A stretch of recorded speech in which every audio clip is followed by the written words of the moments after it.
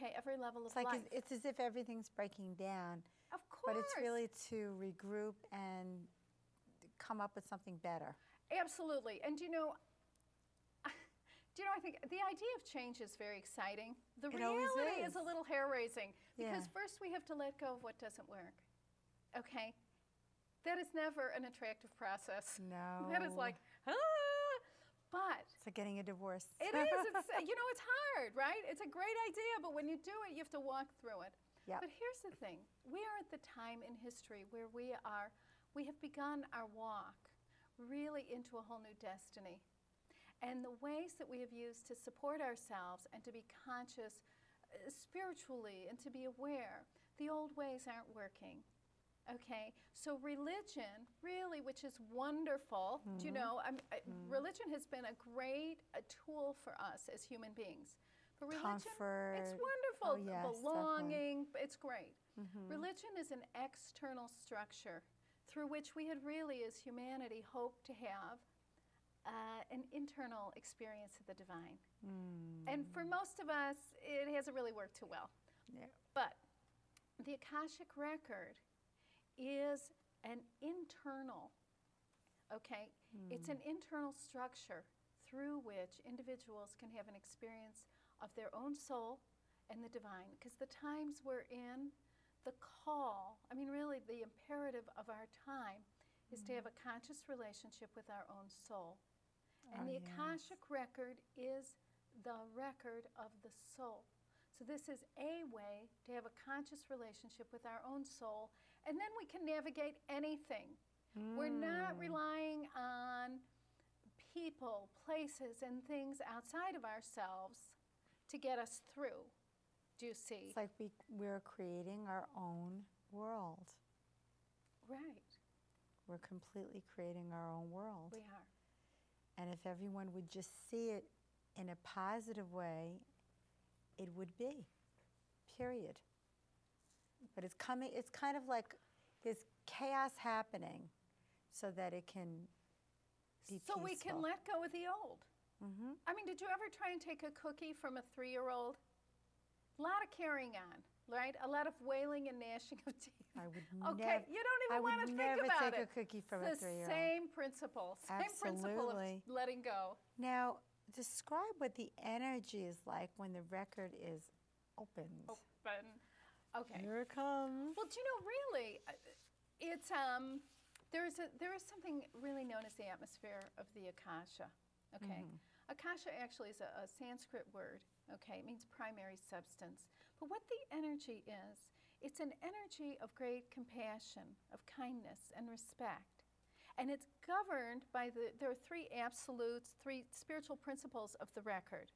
And they are judge not, fear not, and resist not. And when those 3 principles are in place, which they are within the Akasha, it makes for an experience that it's very safe, it's very safe, it's very supportive, it's very encouraging. Yes. That's beautiful.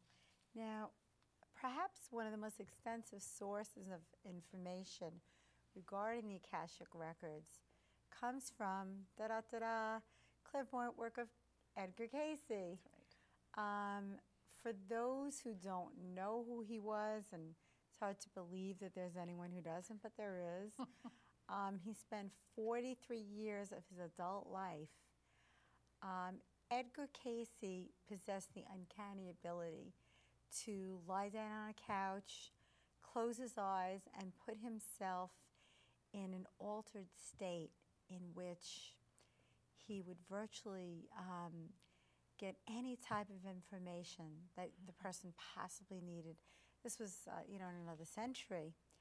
And he was really, I guess, what we would consider our first true psychic spiritualist. When asked about the source of his information, Cayce replied that there were essentially 2. The subconscious mind of the individual for whom he was giving the reading, and the Akashic Records. Has Cayce's own experiences affected your interest in this subject? I'll tell you what I find fascinating about Casey. Casey, of course, was brilliant and Unbelievable. Fabulous and just over the top. Right. Right? I mean, nothing Unbelievable. moderate about Edgar. No, anyway. no.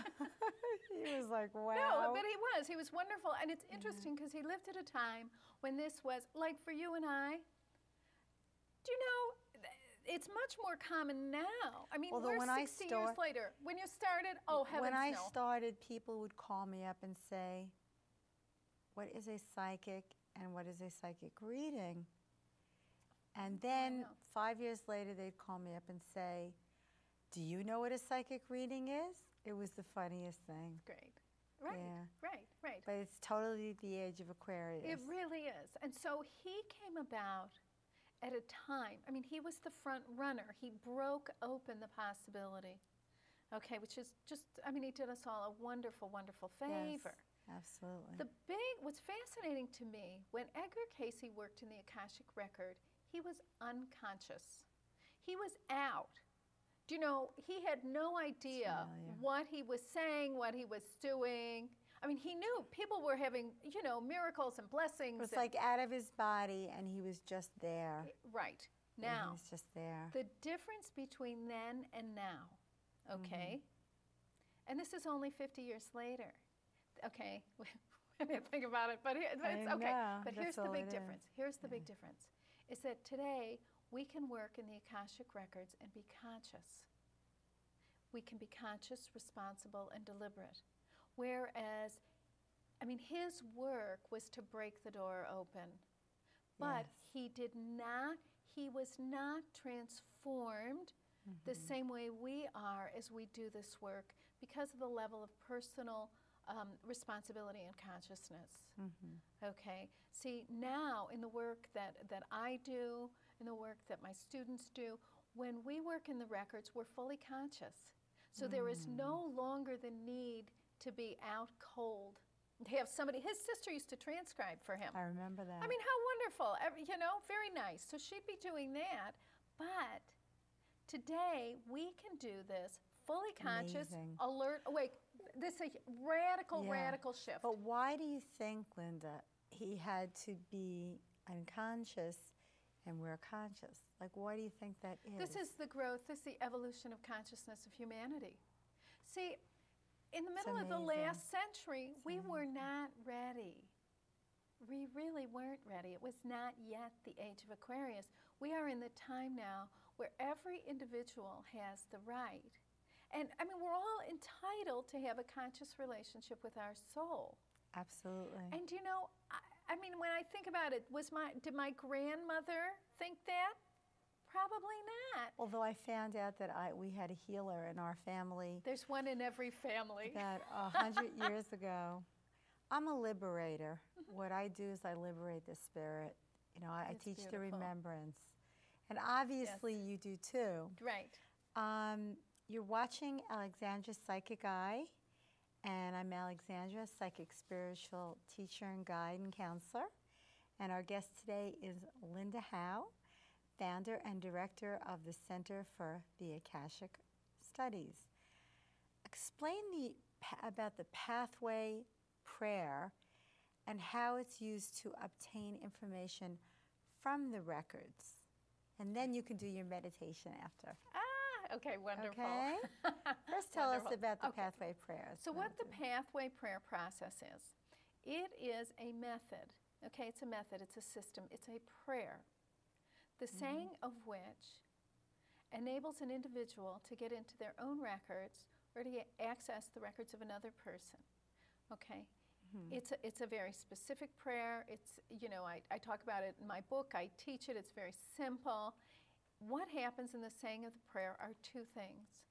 First, the person, like if I'm opening my records, I become receptive. Receptivity, the being able to receive, is key in spiritual growth. You have to be able to receive. The saying of the prayer moves me in a subtle way, moves my consciousness over so I can receive, okay? At the same time, I call forth a specific set of records, okay? So I call for my own records. So what happens in the saying of the prayer is I become receptive and my own records come forward, and there's some kind of like a click or a shift. I mean, a connection is made.